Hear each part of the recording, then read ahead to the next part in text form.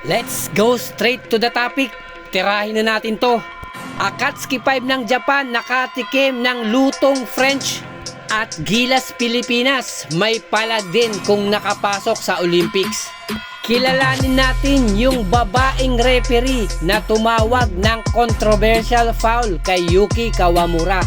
Ito lamang po yung dalawang sample na play na sinasabi nilang tinusta, inihaw, niluto ang laban ng Japan kontra France. Or we can say, manipis po yung mga tawag kontra sa mga Hapon.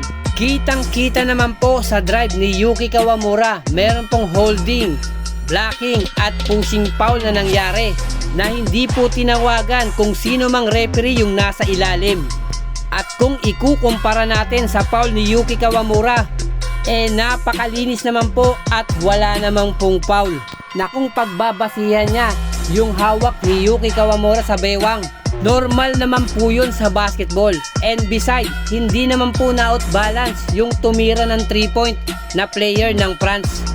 At yun po yung ine-emphasize ng ating content na meron po dyan sa video na pinakikita ko yung dalawang sample na foul ni Yuki Kawamura. And aside doon, kaya po nasasabi ng ilang netizen na luto po yung laban. Yung dalawang unsportsmanlike foul na nakomit daw ni Rui Hachimura according to the referees. Ang resulta, thrown out si Rui Hachimura na ikinukumpara po nila sa foul na nakuha ni Kevin Durant against Serbian player na regular foul lang po ang itinawag. Nakita po natin sa laban, may tulog po ang mga Pranses sa mga Hapon. Nakasabihan nga po dito sa atin sa Pilipinas, bilog ang bola. Obvious naman po na nakakasabay ang mga Hapon kontra France na hindi nga sila natambakan at minsan pa lumalamang itong mga Hapon.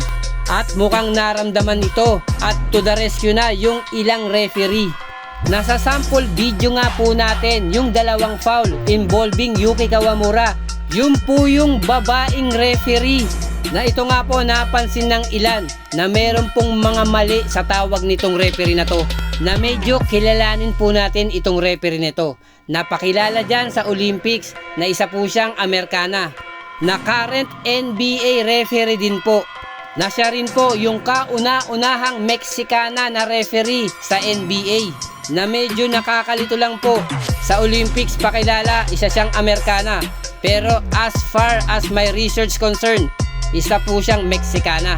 Na dito nga po sa laban ng France at Japan, medyo naaamoy natin na susunog yung niluluto ng ilang mga referee. Na obviously, pinapaboran ng mga referee yung home team. Sa bagay, pataasan lang po ito ng ihi. Hindi po matatanggap ng isang European powerhouse team na tatalunin sila ng isa pong koponang galing Asia. Na bentahe ay nasa home team. Biruin mo, meron silang Defensive Player of the Year sa NBA, Rookie of the Year sa NBA. Tila yung kahihiyan yung iniwasan ng koponan ng France na mahirap ng talunin yung ganitong koponan na mayroon din height advantage. Na hindi lang po 5 players ang yung kalaban, idagdag mo pa yung isa. Kayo na po ang mag-isip, i-comment nyo po. And for another point of view, for our Gilas team, it represent na kaya rin natin makipagsabayan sa mga powerhouse team na ito. Na kung talent lang sa basketball, hindi naman tayo nalalayo sa mga Hapon. Bagkus nalalagpasan pa natin sila. Na ngayon pa, meron tayong mga batang players at matatangkad like AJ Edu, Kai Soto, Junmar Pajardo at yung mga wing natin, mabibilis at matatangkad rin.